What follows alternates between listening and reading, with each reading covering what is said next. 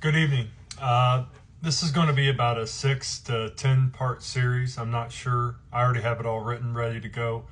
It just depends on the timing of the videos. But I was thinking, I figured out a whole new model of the universe. I've showed how the Earth actually works, the nested realms, all the zodiac, all the frequencies, the tones that come in, the octaves that create the lives we live, all that kind of stuff.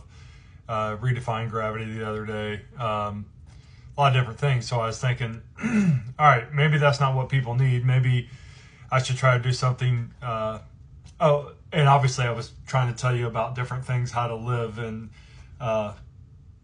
be more in one with the flow of everything. But so I started thinking about cancer and disease, and could I come up with a solution to eradicate all disease? Every time we think of cancer, we think of F in front of it, right? But so these next part of the series, I'll put a number 1 on this, and they'll have different pictures, but we're going to go through this. And these first 2 videos are to free your mind, to position it to be ready to receive the information. Here we go. The title of this video was called "No One Comes to the Father Except Through Me, and Me is You." They told you this line means you have to bow to a man nailed to a wood 2,000 years ago. They told you the doorway to God was locked behind robes and pulpits and rituals you couldn't touch without their permission. They built cathedrals outside you, told you to beg for the keys they'd never hand you. Because the moment you remember where the real key lives, the whole house of cards falls. But here's the truth. No one comes to the Father except through me does not mean the Father loves you only if you worship another man. It means no one comes to Source except through the living spark inside you, the real I am that was never nailed down and never buried. That me, it's not an idol. That me is your true self awakened. Think about what I'm saying. It comes through you. You are the Father, right? That me is the true awakened, the true self awakened, the bridge inside the temple of your own chest. Every teacher who carried the Christos flame pointed to this, not themselves. The so-called Son of Man didn't say, worship me so you don't have to wake up. He said, pick up your cross too. Die to the dead self. Resurrect the true self. Spit in the veil in your own heart. Because only through the awakened spark inside you do you step through the gate to the Father, the Source, the Son behind all suns. This is the solar singularity, the center point inside you that holds the whole cosmos together. When your mind, your body, and your spirit line up, the singularity in your chest opens, the hidden sun that never sets. It's not out there in the sky alone. It's mirrored inside the temple of your cells.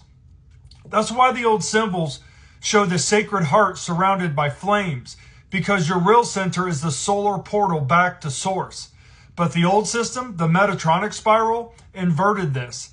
It turned the living spark outward. It built religions to trap the Christ outside you, so you'd worship the reflection and forget the source it points to. It shaped your mind to see the world in dead objects, never the living pattern behind them. It taught you gravity is just falling, when it's actually spiraling inward and outward at once, just like the solar gate in your chest.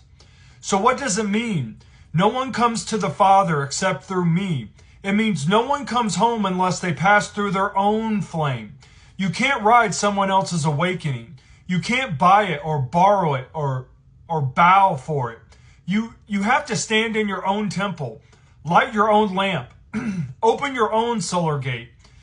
It's not a threat. It's an invitation. It means you are the doorway you're looking for. Your cross is the heart. The tomb is your mind asleep. The resurrection is the singularity opening in your chest. Your living sun pulling you back to the center. That's where the Father waits. Not above you on a throne, but within you, breathing you, calling you home through your own I am. So stop begging at locked doors. Stop worshiping a reflection while your own fire goes out. Remember the words, the kingdom is within you. The kingdom is at hand. Greater works than these shall you do. It was always pointing back to you. No one comes to the Father except the real me, you. And that me is the Christ spark in your marrow, your breath, your bones. So here's the call.